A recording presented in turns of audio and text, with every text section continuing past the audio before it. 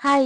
তোমরা কালকেই দেখেছিলে আমি আমার এই সিঁড়িটাকে রেড আর হোয়াইট দিয়ে বেস কালার একটা করে নিয়েছিলাম।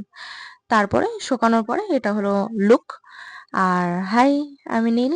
আমি চ্যালেঞ্জ নিয়েছি আমার এই সিংহদুয়ারটাকে ইন্ডিয়ান অ্যাস্থেটিক স্টাইলে ট্রান্সফরমেশনে।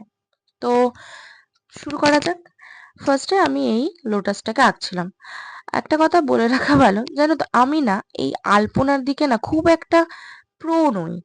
যাই হোক, আমি তবুও চেষ্টা করি যারা খুব সুন্দর আলপনা দেয় তাদের থেকে দেখে শেখার। তারা কত সুন্দরভাবে এক একটা স্ট্রোক দেয়, আমার সত্যি না এই স্ট্রোক গুলো আসে না।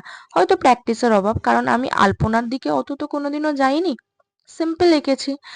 তো আমি চেষ্টা করি আমার নিজেকে আরো বেটার করে তোলার জন্য। তো দেখো মাঝের থাকটাতে আমি কয়েকটা কলকা করেছিলাম। আর কি করব বুঝতে পারছিলাম না, কিন্তু তারপরে দেখলাম কলকা যেরকমই করি না কেন কোনো না কোনো একটা লুক ঠিক ক্রিয়েট হয়ে যায়, সেরকমই আমারটা হয়েছিল। তারপরে কয়েকটা নিচের স্টেয়ারে খোপ খোপ কেটে ছোট ছোট পদ্ম ফুলে পরিণত করেছিলাম। আর তারপরে দেখো এর মধ্যে ৩টে বেজে গেছে।